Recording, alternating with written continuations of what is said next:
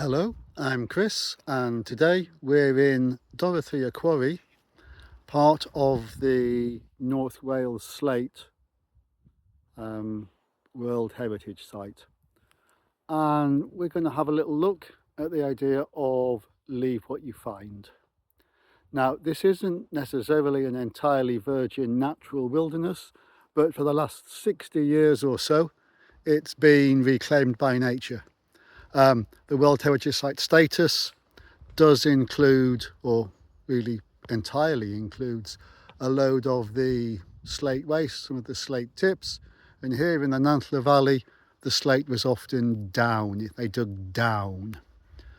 There are a large proportion of derelict buildings from the slate, and the one we're at just now has been recently the subject of some work by Bangor University in terms of its industrial archaeology, specifically looking at some of the graffiti over the last 60 years. However, I'm interested in the tree work. So they have done quite a lot of work on recently established silver birch, and they have definitely left what they found. So they have left what they found, they've cut it, they've dragged it, it hasn't gone very far, and it is here. So we're going to pause the video a moment. I'd just like us to have a little think, as long as you want. Do you think that's what we mean by leave what you find? So if you have any questions or thoughts on whether this is leave what you find, please feel free to drop it in the comments, let me know, pop me a message or do something later on. As a side issue, I've got a little bit of a problem with how the tree work's been done. It's neither coppiced nor pollarded, but hey, that's different. That's a different question and not something that we're in here and now. Now, in the UK, everything's owned by somebody.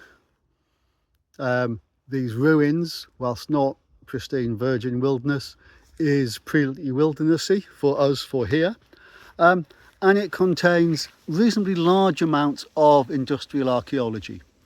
Not really any of the sacred or classical or indigenous sites, but some stuff of quite significant architectural value. This man-made stuff here still needs to be left here. It's part of its World Heritage Site status. It's part of what makes this North Wales slate landscape, the Gogledd Cymru Lechi, to give it its Welsh, right down to the style of the buildings, built from the slate that they were here to work, being recolonised, by a wonderful range of plants. Ivy doing what ivy does beautifully and giving us a plant with nectar, a food source for some of the last remaining insects in this October. Just to come back to leave what you find and to extend it a little bit, to leave it as you found it. Here, really classic, like long lichen growing on the ground. Yes, that's a little bit of tree work, not necessarily, it's an old coppiced piece that hasn't grown very well, probably not huge, but this bit, beautiful. Okay, so we've moved on a bit to a part where the recolonisation by some of our native flora is really beginning. Got some willow, some bracken, and then when we're beginning to look at the beginnings of the symbiotic nature here, the fungi growing with, even at this stage, we've still got some flowering plant happening. Let's just have a little think. What would the consequences for this flower be if we were to pick it now? It's beautiful. It's got itself tucked in. It's out the way, a little bit of sphagnum moss behind it. Normally grows in a far wetter area, so it's obviously, we're in a north-facing quarry pile here, it's doing really well. But that's very recent colonisation. It would be quite significant and quite drastic for that plant if we were to start to pick bits off it at this juncture. Here, just a little look at some of the fungus that we've got. Now, these bits that you see growing, the typical toadstool, is the fruiting body of what will actually be, I mean, obviously 60 years is reasonably recent in ancient woodland terms, but with 60 years of under the ground growth. Now, these things often work symbiotically with the trees around them.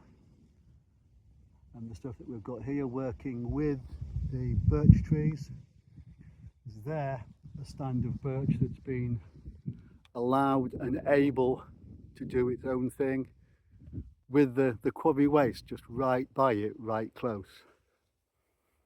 Another one, these silver birches are wonderful colonisers, but they've had to be left alone in order to do that. Tiny view down the path that we've just come within the North Wales Slate landscape. This is industrial waste. It is industrial waste being recolonised really quite effectively. Really, really, really nice. Now this corridor was classic for fly agaric earlier in the month. That's all kind of dropped down now. It's fruited, it's gone, it's dropped its spores. I'll drop a couple of photos of those in the chat. They are an absolutely beautiful, and they're the classic fairy mushroom. They've got the origins of dancing reindeer behind them, and they're a video in their own right, I think. Just a little view. We haven't got perfect visibility today. This is a classic North Welsh day, but hidden in behind that set of cloud is Ewythr, Snowdon, the highest mountain in England and Wales. I am so lucky to live here. Up onto the Nantlle Ridge. Again, it's all hiding in the clouds at the moment, but back to where we are.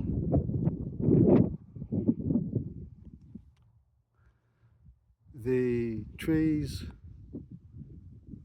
recently established, that's willow right next to birch at that point, and the slate works, the slate waste that's facilitating this regenerating habitat,